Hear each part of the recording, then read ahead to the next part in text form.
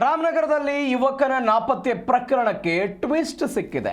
ನಾಪತ್ತೆಯಾಗಿದ್ದ ಯುವಕ ಬಾವಿಯಲ್ಲಿ ಶವವಾಗಿ ಪತ್ತೆಯಾಗಿರೋದು. ಯುವಕನೊಬ್ಬನ ಮಿಸ್ಸಿಂಗ್ ಪ್ರಕರಣಕ್ಕೆ ಇದೀಗ ಟ್ವಿಸ್ಟ್ ಸಿಕ್ಕಿರೋದು. ನಾಪತ್ತೆಯಾಗಿದ್ದ ಯುವಕ ಬಾವಿಯಲ್ಲಿ ಶವವಾಗಿ ಪತ್ತೆಯಾಗಿದ್ದಾನೆ. ಕೈಕಾಲು ಕಟ್ಟಿ ಸ್ನೇಹಿತರೇ ಬಾವಿಗೆ ಹಾಕಿದ್ದಾರೆ ಎನ್ನುವ ಗಂಭೀರ ಆರೋಪ ಕೇಳಿಬಂದಿದೆ. ಸ್ನೇಹಿತರೇ ಆತನನ್ನ ಕೈಕಾಲು ಕಟ್ಟಿ ಬಾವಿಗೆ ಹಾಕಿದ್ದಾರೆ ಎನ್ನುವಂತ ಗಂಭೀರವಾದ ಆರೋಪ. 26 ವರ್ಷದ ವಿನೋದ್ ಶವವಾಗಿ ಪತ್ತೆಯಾಗಿರೋದು. ರಾಮನಗರ ಜಿಲ್ಲೆಯ ಮಾಗಡಿ ತಾಲೂಕಿನ ವಾಜರಹಳ್ಳಿ ಗ್ರಾಮದಲ್ಲಿ ನಡೆದಂಥ ಘಟನೆ ಇದು. ಈ ಪ್ರಕರಣದಲ್ಲಿ 19 ವರ್ಷದ ಸುದೀಪ್ ಮತ್ತು ಪ್ರಜ್ವಲ್ ಬಂಧಿತ ಆರೋಪಿಗಳು. ಸುದೀಪ್ ಹಾಗೂ ಪ್ರಜ್ವಲ್ ಬಂಧಿತ ಆರೋಪಿಗಳು ಸ್ನೇಹಿತರಂತೆ. ಇವರ ವಿರುದ್ಧ ಕೇಳಿಬಂದಿರೋ ಗಂಭೀರ ಆರೋಪ ಇದು.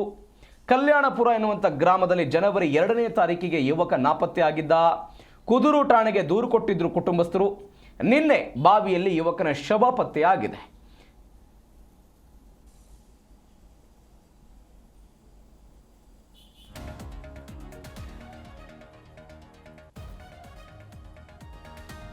ನಿಮ್ಮ ಎಡಭಾಗದಲ್ಲಿ ನೋಡ್ತಾ ಇದ್ದೀರಿ, ಅವರ ಆರೋಪಿಗಳಿವರು. 19 ವರ್ಷ ಅವರಿಗಿಬ್ಬರಿಗೂ ಕೂಡ. ಸುದೀಪ್ ಮತ್ತು ಪ್ರಜ್ವಲ್ ಅಂತ ಈ ಪ್ರಕರಣದಲ್ಲಿ ಬಂಧಿತವಾದಂಥ ಆರೋಪಿಗಳು. ನಿಮ್ಮ ಬಲಭಾಗದಲ್ಲಿ ನೋಡ್ತಾ ಇರುವಂಥ ವ್ಯಕ್ತಿ ಘಟನೆಯಲ್ಲಿ ಮೃತಪಟ್ಟವರು. ಅಂದರೆ ಈತನನ್ನ ಕೈಕಾಲು ಕಟ್ಟಿ ಬಾವಿಗೆ ಎಸೆದಿದ್ರು. ಅದಾದ ನಂತರ ಶವವಾಗಿ ಪತ್ತೆ ಆಗಿದ್ದಾರೆ ಎನ್ನುವಂಥ ಆರೋಪ. ಶವವಾಗಿ ಪತ್ತೆ ಆಗಿದ್ದಾರೆ. ವಿನೋದ್ ಅಂತ 26 ವಯಸ್ಸವರಿಗೆ ಜನವರಿ 2ನೇ ತಾರೀಕಿಗೆ ಮಿಸ್ಸಿಂಗ್ ಆಗಿತ್ತು. ಒಂದು ಕಂಪ್ಲೇಂಟ್ ಕೂಡ ಆಗಿತ್ತು ಅವ್ರ ಕುಟುಂಬಸ್ಥರಿಂದ. ಅದಾದ ನಂತರ ಈ ಪ್ರಕರಣವನ್ನು ತನಿಖೆ ನಡೆಸಿದ್ರು ಪೊಲೀಸರು. ಇದೀಗ ಇಬ್ಬರು ಆರೋಪಿಗಳನ್ನು ಬಂಧಿಸಿದ್ದಾರೆ. ಮೃತ ವಿನೋದ್ ಸ್ನೇಹಿತರೇ ಈ ಕೊಲೆ ಪ್ರಕರಣದ ಆರೋಪಿಗಳಾಗಿದ್ದಾರೆ. ಜನವರಿ 1ನೇ ತಾರೀಕಿಗೆ ನ್ಯೂ ಇಯರ್ ಪಾರ್ಟಿ ಮಾಡೋದಕ್ಕೆ ಈ 3 ಜನ ಕೂಡ ಹೋಗಿದ್ರು. ಈ ಮೃತಪಟ್ಟವರು ಮತ್ತು ಈ ಆರೋಪಿಗಳು 3 ಜನ ಹೋಗಿದ್ರು ಇವರು. ಅದಾದ ನಂತರ ಎಳ್ನೀರು ಕೀಳೋದಕ್ಕೆ ಮರ ಹತ್ತೆ ಕೆಳಗೆ ಬಿದ್ದಿದ್ರು ಮೃತ ವಿನೋದ್. ಬಿದ್ದ ರಭಸಕ್ಕೆ ಬೆನ್ನು ಮೂಳೆ ಮುರಿದುಕೊಂಡು ಒದ್ದಾಡಿದ್ರು ವಿನೋದ್. ಈತನನ್ನು ಆಸ್ಪತ್ರೆಗೆ ಸೇರಿಸಿ ಚಿಕಿತ್ಸೆ ಕೊಡಿಸಬೇಕಾಗುತ್ತೆ ಎಂಬ ಕಾರಣಕ್ಕೆ ಕುಡಿದ ಮತ್ತಿನಲ್ಲಿ ಬಾವಿಗೆ ಬಿಸಾಡಿದ್ದಾರೆ.